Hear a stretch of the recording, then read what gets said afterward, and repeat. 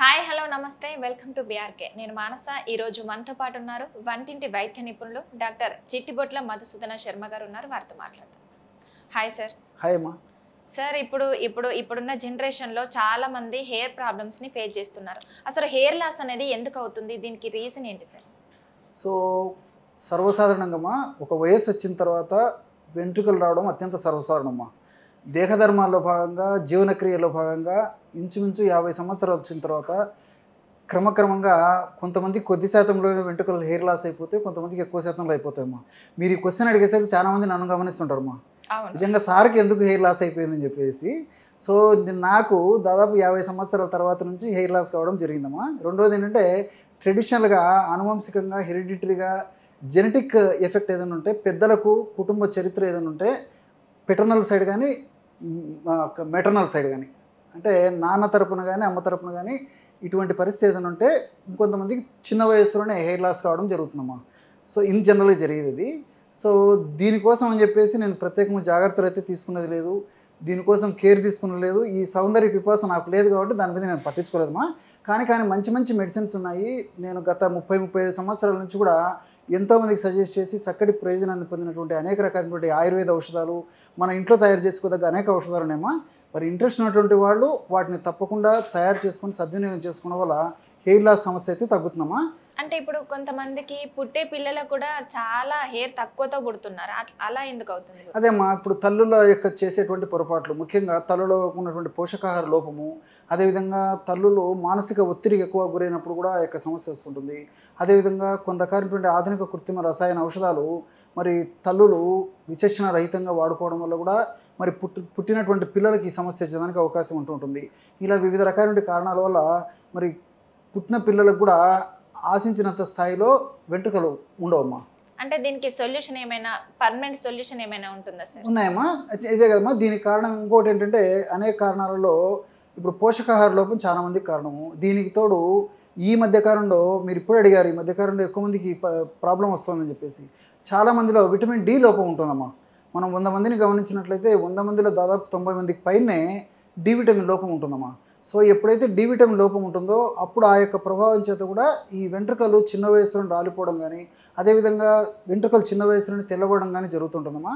మనకు అదృష్టవశాత్తు సూర్యుడు భగవానుడు ప్రత్యక్షమై నా యొక్క అనుగ్రహం ఆశీర్వాదం తీసుకోమని చెప్పేసి సూర్యభగవానుడు మనం ఆదేశిస్తున్న మనం సూర్యభగవాన్ యొక్క అనుగ్రహాన్ని నోచుకోలేకపోవడం చేతనే మనం నిజంగా చాలామంది చిన్న వయసులోనే హెయిర్ లాస్తో బాధపడుతున్నారమ్మా. సో పోషకాహార లోపము, మానసిక ఒత్తిళ్లు, గ్యాస్ట్రిక్ ట్రబుల్ సమస్యలు, అదేవిధంగా వాతావరణ కాలుష్యము, ఇలాంటివన్నీ కూడా ప్రత్యక్షంగా పరోక్షంగాను మరి హెయిర్ లాస్ అయ్యేదానికి కారణమవుతున్నాయమ్మా. దీనికి మంచి రెమెడీ చెప్తాను చూడమ్మా, చాలా అద్భుతంగా పనిచేస్తుంది.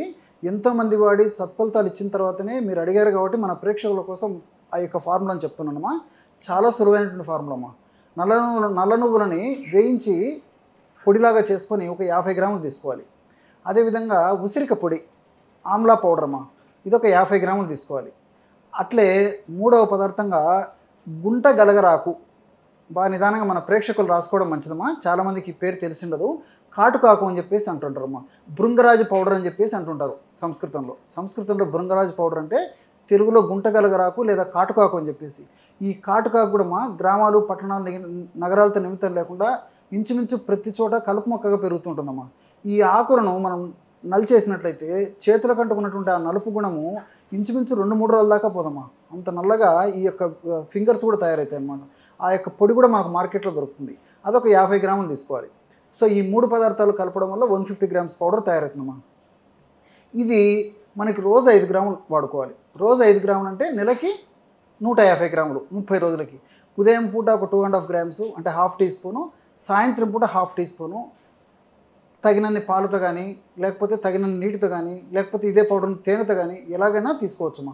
ఈ విధంగా క్రమం తప్పకుండా కొన్నాళ్ళు వాడుకోవడం వల్ల వెంట్రుకల కుదుళ్లకు ఈ యొక్క ఔషధాలు, ఔషధ తత్వాలు, రసాయన గుణాలన్నీ కూడా బలాన్ని ఇచ్చేసేసి శక్తివంతంగా తయారు చేసి వెంట్రుకలు ముఖ్యంగా చిన్న వయసులో పోయినటువంటి వాళ్ళకైతే మళ్ళీ వచ్చేటువంటి అవకాశం ఉంటుంది. అదేవిధంగా వెంట్రుకలు పోవడం కూడా చాలా వరకు తగ్గిపోతుందమ్మా, ఊడిపోవడం కూడా. అంటే ఈ వంటింటి చిట్కాలతో పాటు మనం తీసుకునే ఆహారం ఎలా తీసుకోవాలి సార్?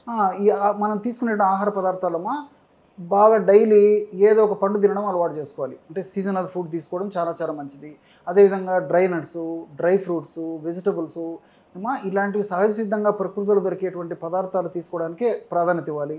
అదేవిధంగా రోజు ఉదయం నుంచి రాత్రి వరకు కనీసం 3 నుంచి 5 లీటర్ల వరకు వయస్సును బట్టి, వారి యొక్క శరీర తత్వాన్ని బట్టి, ఆరోగ్య పరిస్థితిని బట్టి, సీజన్ బట్టి వాటర్ తాగడం అలవాటు చేసుకోవాలమ్మా. అదేవిధంగా fast foods, junk foods, bakery foods, ice creams, అదేవిధంగా కూల్ డ్రింక్స్ ఇలాంటివి ఎంత వీలైతే అంత తగ్గించడం మంచిది. టయానికి ఆహారం తీసుకుంటుండాలి, టయానికి విశ్రాంతి తీసుకుంటుండాలి. ఇలాంటి చిన్న చిన్న జాగ్రత్తలు తీసుకున్నట్లయితే మరి ముఖ్యంగా మానసిక ఒత్తిడి కూడా తగ్గించుకోవడానికి ప్రయత్నం చేయాలమ్మా. ఇలాంటి చిన్న చిన్న జాగ్రత్తలు తీసుకుంటూ నేను చెప్పినటువంటి ఔషధాన్ని వాడుకోవడం వల్ల చాలా చక్కటి ప్రయోజనం చేకూరుతుంది. మరి ఈ వెంట్రుకలు రాలిపోయేటువంటి పరిస్థితి ఉన్నప్పుడు 100లో దాదాపు 90% మంది మానసికంగా కూడా చాలా వేదనకు గురైపోతుంటారు. వాళ్ళు మరి వందలాది వేలాది రూపాయలు ఖర్చు పెట్టడానికి కూడా వెనుకాడనటువంటి పరిస్థితి ఏర్పడుతుంటుంది. కాబట్టి మరి ఈ నేపథ్యంలో ప్రకృతి ప్రసాదించినటువంటి ఔషధాలపైన సదవగాహన కలిగి ఉండి మనం సద్వినియోగం చేసుకున్నట్లయితే చక్కటి ఆరోగ్యం మన సొంతమేదానికి అవకాశం ఉంటుంది. చక్కటి కేసు సంపద కూడా కలుగుతుందమ్మా. అంటే మనం ఇంటర్నల్గా ఫుడ్ తీసుకుంటున్నాం సార్, ఇంకా మీరు చెప్పిన చిట్కా వాడుతున్నాం. సో ఇంకా అది కాకుండా మనం హెయిర్కి ఏం అప్లై చేయాలి సార్? ఓకే, ఇప్పుడు కలబంద అలోవెరా తెలుసు కదమ్మా. ఓకే, ఒక భాగము కలబందమ్మా, అంటే అలోవెరా గుజ్జు ఉంటుందమ్మా. పైన ఆకుపచ్చ రంగు ఉన్నటువంటి పరిస్థితి ఉండేసేసి ఆ లోపల ఒక గుజ్జు ఉంటుందమ్మా.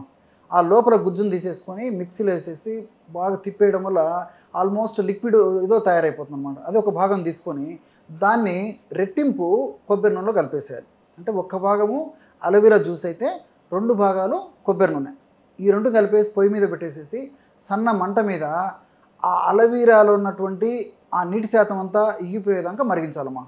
సన్న మంట మీద ఎందుకు చెప్తున్నా అంటేమ్మా, ఎక్కువ మంట పెట్టేసేస్తే ఔషధ గుణాన్ని పోతాయమ్మా. కాబట్టి నిదానంగా స్లోగా ఔషధాన్ని తయారు చేయాలి. సన్న మంట మీద మరిగించేసేసి ఔషధాన్ని ఆయిల్ను తయారు చేసుకోవాలి. మరి సన్న మంట మీద మరిగిన తర్వాత ఆయిల్ తయారైంది ఎట్లా తెలుస్తుంది సార్ మాకు అని చెప్పేసి మీకు డౌట్ రావచ్చుమా. సో నురుగు రావడం మొదలవుతుంది అనమాట. ఎప్పుడైతే ఆయిల్ ప్రిపేర్ అయిందో, మెడికేటెడ్ ఆయిల్ ప్రిపేర్ అయిందో అప్పుడు నురుగు రావడం మొదలవుతుంది. ఎప్పుడైతే నురుగు వస్తుందో శబ్దం తగ్గిపోతుంది. ఆ ఉడికేటప్పుడు వచ్చేటువంటి శబ్దం తగ్గిపోతుంది, నురుగు వస్తుంది. కాబట్టి ఆ నురుగు వచ్చిన తర్వాత దించేసేసి చల్లారిన తర్వాత ఒక సీసాలో నిల్వ ఉంచుకొని రోజు హెయిర్ ఆయిల్గా వాడుకోవడం వల్ల చాలా చక్కటి ఫలితాలు కలుగుతాయమ్మా. Okay, thank you so much sir, మంచి చిట్కాలు మాకు చెప్పినందుకు థ్యాంక్ యూ. ఓకే.